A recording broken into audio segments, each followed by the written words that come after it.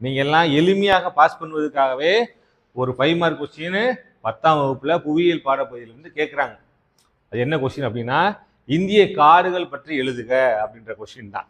இதை நம்ம எல்லாருமே எளிமையாக அட்டன் பண்ணி 5 மதிப்பெண்களை சுலபமாக பெற்றுலாம். சரியா? இப்போ காடுகள் என்பது என்ன? இயற்கை தாவரங்கள் வளரக்கூடிய ஒரு இடத்த தான் நம்ம என்னன்னு சொல்றோம், காடுகள் சொல்றோம். அப்போ இந்த இயற்கை தாவரங்களை மனிதர்கள் உருவாக்குறோமா? மனிதனோட உதவி நேரடியாகவோ மறைமுகமாகவோ இல்லாமல் தானாக வளரக்கூடியது தான் என்னது, இயற்கை தாவரங்கள், காடுகள் என்று அழைக்கப்படுகிறது. சரியா? இயற்கை தாவரம்னா என்னன்னு கேட்குறேன். இப்போ நம்ம வீட்டில் ஒரு மரம் வளர்த்தோம்னா அந்த மரத்துக்கு தண்ணி ஊற்றி டெய்லி பாதுகாத்துக்கிட்டு இருப்போம்.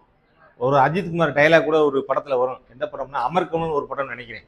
இந்த அமர்கலம் படத்தில் அஜித்குமார் ஒரு டைலாக் சொல்லுவார்.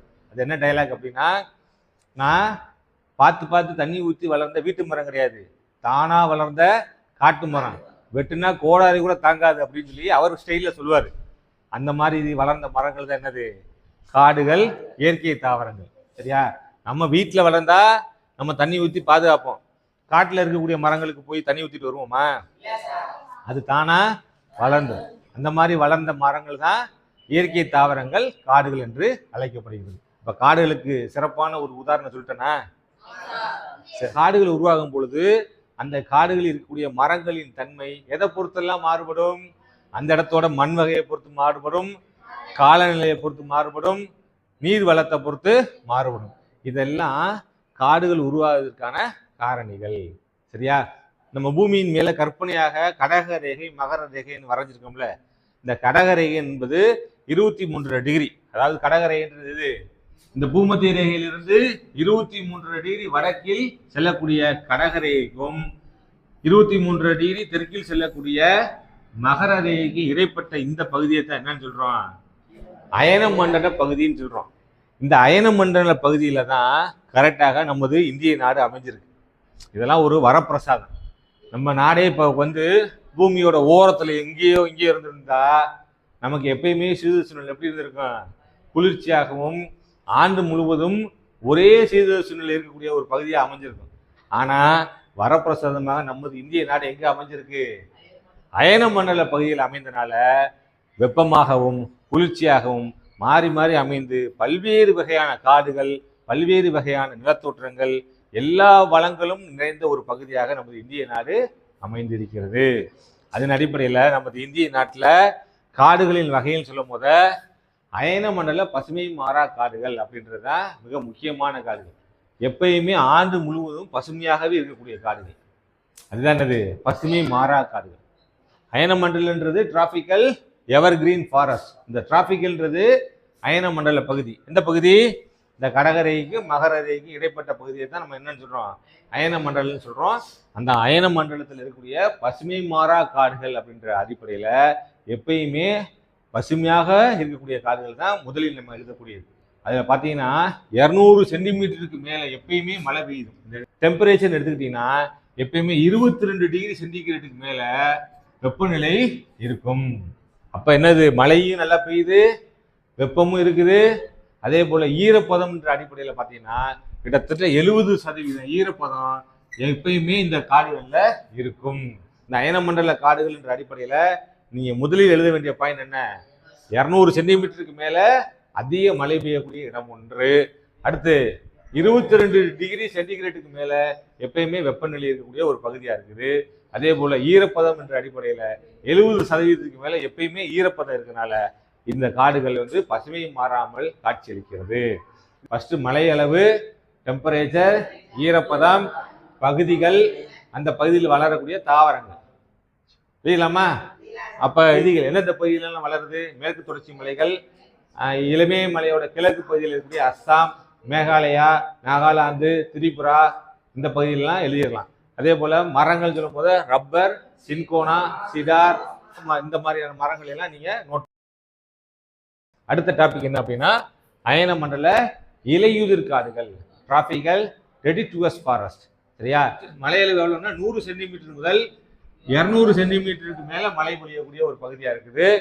வெப்பநிலை எடுத்துக்கிட்டீங்கன்னா 27 டிகிரி சென்டிகிரேட் மேல வெப்பநிலை இருக்குது. ஈரப்பதம் எடுத்துக்கிட்டீங்கன்னா 60% to 70% ஈரப்பதம் உள்ள பகுதியாக இந்த இலையுதிர் காடுகள் இருக்கிறது. இந்த இலையுதிர் காடுகள் தான் இந்தியாவில் பெரும்பான்மையான பகுதியில் வளரக்கூடிய இடங்கள். இதுல வளரக்கூடிய மரங்கள் என்னென்ன மரங்கள்? சந்தனம், ரோஸ், சால், மூங்கில், தேக்கு போன்ற மரங்கள்லாம் இந்த இலையுதிர் காடுகள்ல வளர்கின்றன. சரியா? அடுத்து நம்ம என்ன பார்க்க போறோம் அப்படின்னா அயன மண்டல வறண்ட காடுகள், டிராபிக்கல் ட்ரை ஃபாரஸ்ட். ஃபர்ஸ்ட் என்ன குறிக்கும்? நீங்க மலையளவு 50 சென்டிமீட்டர் முதல் 100 சென்டிமீட்டர் வரையில மலையளவு இருக்கும். அடுத்து என்ன சொல்லணும்? வெப்பநிலை. வெப்பநிலை எவ்வளவு இருக்கு அப்படின்னா கிட்டத்தட்ட 40 டிகிரி சென்டிகிரேட் மேல வெப்பநிலை இருக்கக்கூடிய ஒரு பகுதி. அதே போல ஈரப்பதம் எடுத்துக்கிட்டீங்கன்னா கிட்டத்தட்ட 30% அளவு தான் ஈரப்பதம் இருக்கக்கூடிய ஒரு பகுதியாக இந்த வறண்ட பகுதிகள் இருக்கின்றன. அடுத்து நம்ம என்ன சொல்லணும் அப்படின்னா பகுதிகள். இந்த வறண்ட காடுகள் எங்க காணப்படுது அப்படின்னா ராஜஸ்தானோட மேற்கு பகுதி, ஹரியானாவோட மேற்கு பகுதி, பஞ்சாபோட மேற்கு பகுதி, அதே போல உத்தரப்பிரதேசம், மத்திய பிரதேசம் போன்ற பகுதிகளெல்லாம் இந்த இலையுதிர் காடுகள் காணப்படுகின்றன. இந்த பகுதியில் என்னென்ன மாதிரியான மரங்கள் வளர்கின்றன?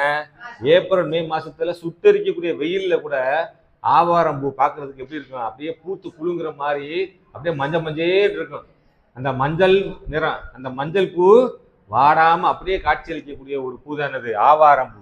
அந்த பூ, அதே போல இலுப்பை, ஆலமரம், பலாமரம் போன்ற மரங்கள்லாம் இந்த வறண்ட பகுதியில வளரக்கூடியவை. நம்ம ஏரியாலே பார்க்கக்கூடிய சப்பாத்தி கள்ளி, அதே போல இன்னொரு கள்ளி நேரா போகும். அந்த மாதிரியான கள்ளி செடிகள்லாம் இந்த வெப்பமண்டல மாதிரியான பகுதிகளில், இந்த வறண்ட பகுதியில முட்புதர் காடுகளாக காட்சியளிக்கின்றன. அடுத்து மிக முக்கியமான காடுகள் என்ன அப்படின்னா இமயமலை காடுகள். இந்த இமயமலை காடுகளை மவுண்டெயின் ஃபாரஸ்ட் சொல்லலாம். இந்த ஏரியாவில் இருக்கக்கூடிய மரங்கள்லாம் நம்ம பகுதியிலிருந்து வேறுபட்டவையா இருக்கும். என்னென்ன மரங்கள்? சில்வர், பைன், ஸ்ப்ரூஸ், ஜூனிபர் போன்ற மரங்கள்லாம் இந்த ஏரியாவில் வளரக்கூடிய மரங்கள். இதோட உயரத்தின் அடிப்படையில் இருக்கக்கூடிய மரங்கள்லாம் ஊசி இலை காடுகளாக காட்சியளிக்குது. இந்த இமயமலையில பனி படர்ந்த பகுதியில் வளரக்கூடிய இந்த மரங்களுக்கு வெப்பம் தேவைப்படுறதுனால அங்க இருக்கக்கூடிய மரங்கள் எப்படி இருக்கும்? ஊசி இலை மரங்களாக காட்சியளிக்கிறது. அதுதான் என்னது? இமயமலை காடுகள். அடுத்த காடுகள் என்னது? அல்பைன் காடுகள். இந்த இமயமலை காடுகளிலேயே 2400 மீட்டருக்கு மேல உயரமான பகுதியில் வளரக்கூடிய மரங்கள் தான் என்னது? அல்பைன் காடுகள். இந்த அல்பைன் காடுகள் உயரமான பகுதியில் வளரக்கூடிய தாவரங்களா இருக்கனால எல்லா மரங்களும் எப்படி இருக்கும்? ஊசி இலை காடுகளாகத்தான். ஓக், சில்வர், பைன், யூனிஃபர் போன்ற மரங்கள்லாம் இந்த அல்பைன் காடுகளில் வளர்கின்றன. அடுத்து மிக முக்கியமான அலையாத்தி காடுகள், சதுப்பு நில காடுகள், மாங்குரோவ் காடுகள் என்று அழைக்கப்படக்கூடிய காடுகளை பற்றி தான் கடைசியாக பார்க்க போறோம். அலையாத்தி காடுகள்னா என்னன்னு கேட்கிறேன் தம்பி, சொல்றேன் உட்காரு. நிலப்பகுதியில் வளரக்கூடிய காடுகள், மலைப்பகுதியில் வளரக்கூடிய காடுகளை பார்த்துட்டோம். அடுத்து கடைசியா பார்க்கக்கூடியது என்ன அப்படின்னா அலையாத்தி காடுகள். அலையாத்தி காடுகள்னா என்னன்னு தம்பி கேட்கிறேன். சரியா? இந்த அலையாத்தி காடுகளுக்கு ஒரு சிறப்பு இருக்கு. என்ன அப்படின்னா ஆறுகள் கடல்ல தானே கலக்கும்.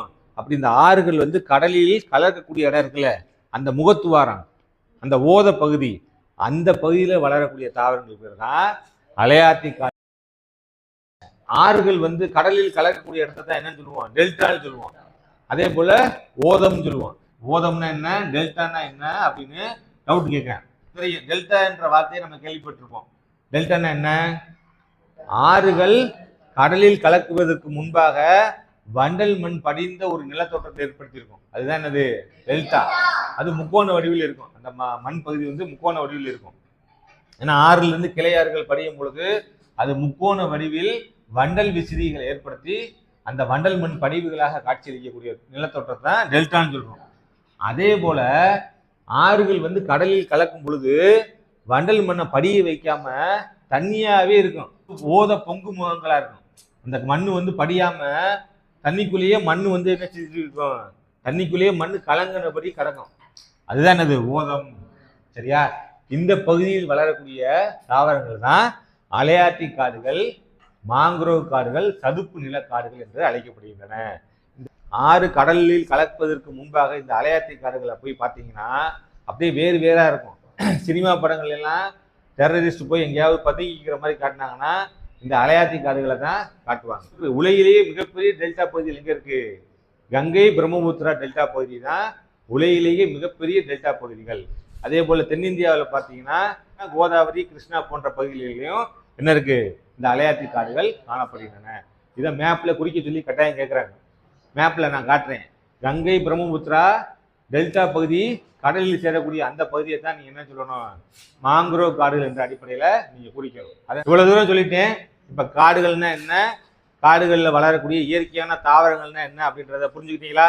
இந்த 6 காடுகளோட தலைப்பு எழுதி தலைப்புல மழைப்பொழிவு, வெப்பநிலை, ஈரப்பதம், எந்த பகுதியில வளருது, அந்த பகுதியில் வளரக்கூடிய தாவரங்கள் என்ன, இதெல்லாம் ஒரு கட்டம் கட்டி சார்ட் மாதிரி வரைஞ்சு ஒரு 2 பக்கத்துக்கு எழுதின்னு வச்சுக்கோங்க. 5 மார்க்கு உறுதி. இல்லைங்களாமா?